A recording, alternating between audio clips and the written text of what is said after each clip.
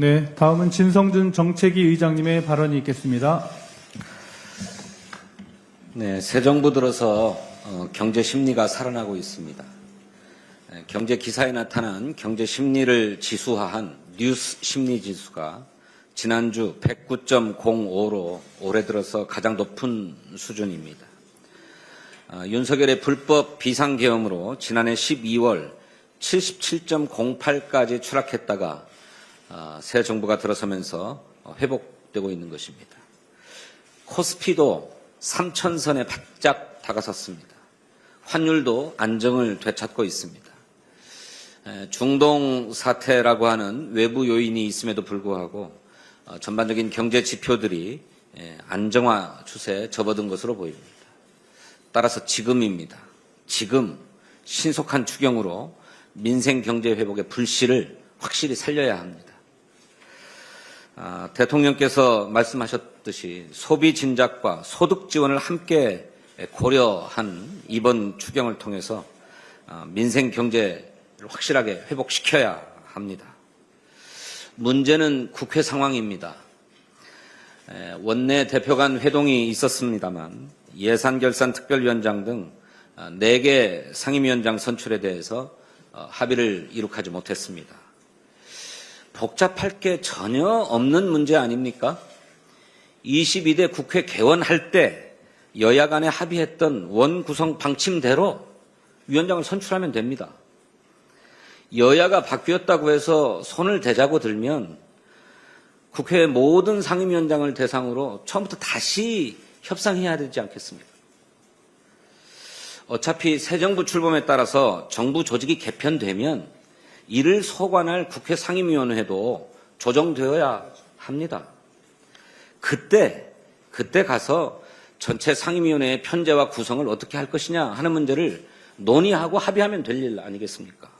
그러니 지금 당장은 22대 국회 개원의 합의대로 신속하게 위원장을 선출해서 추경안을 심사해야 합니다. 이번 추경안은 19개 부처에 걸쳐 있습니다. 추경안을 심사해야 될 상임위원회도 13개나 됩니다. 당장 국회 예산결산특별위원회가 구성되지 않으면 추경안을 처리할 방도가 없습니다. 즉각 예산결산특별위원회 구성에 합의해 줄 것을 국민의힘에 촉구합니다. 아울러서 민생 회복을 위한 입법에도 총력을 기울여야 하겠습니다. 지난 정부에서 많은 민생 법안이 대통령의 거부권 행사에 좌초된 바가 있습니다.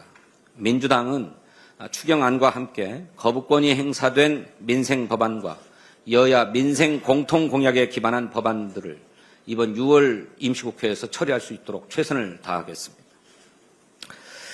하나 더 말씀드리겠습니다. 김민석 국무총리 후보자에 대한 흠집내기가 도를 넘고 있습니다. 잘 아시는 것처럼 김민석 후보자는 정치검찰의 표적수사로 10수년 동안 모진 세월을 감내한 끝에 국민의 신임을 회복하고 국회의원에 다시 당선되었습니다. 그런데도 이미 한참 전에 가짜로 판명된 투서까지 다시 꺼내들어서 공격을 하고 있습니다. 후보자 본인을 넘어서 자녀의 고교 시절 교회 활동까지 문제 삼고 있습니다. 후보자의 부인은 물론 이혼한 전 부인까지 증인으로 채택해야 한다고 주장합니다. 이게 과연 정상적인 인사청문입니까? 김민석 후보자에 대한 국민의 기대가 굉장히 큽니다. 지난주 갤럽 조사에 의하면 국민의 49%가 국무총리로 적합하다 이렇게 응답했고 부적합하다는 응답은 23%에 불과했습니다. 국민의힘이 새 정부 흠집내기로 국회의 시간을 허비하지 않기를 촉구합니다. 추경 처리, 대미 관세 협상 등 지금은 대한민국 정상화에 온 힘을 써야 될 때입니다. 조속한 내각 구성은 국정 정상화와 경제 위기 극복을 위한 첫걸음입니다. 우리 헌법이 정한 인사청문이 정치 보복과 내란 동조의 연장선이 되어서는 결코 안 됩니다. 소모적 정쟁을 멈추고 후보자의 국정 운영 능력과 정책 역량을 검증하기를 바랍니다. 차제 민주당은 인사청문회법 개정을 추진하겠습니다. 인사청문회는 후보자의 국정운영 역량을 검증하는 자리입니다. 청문 대상자의 인신을 공격하고 흠집내어서 정치적 반사이익을 취하는 자리가 아닙니다. 이제 인사청문회의 본래적 목적과 기능을 회복해야 하겠습니다. 민주당은 인사청문회법 개정을 빠르게 추진할 것입니다.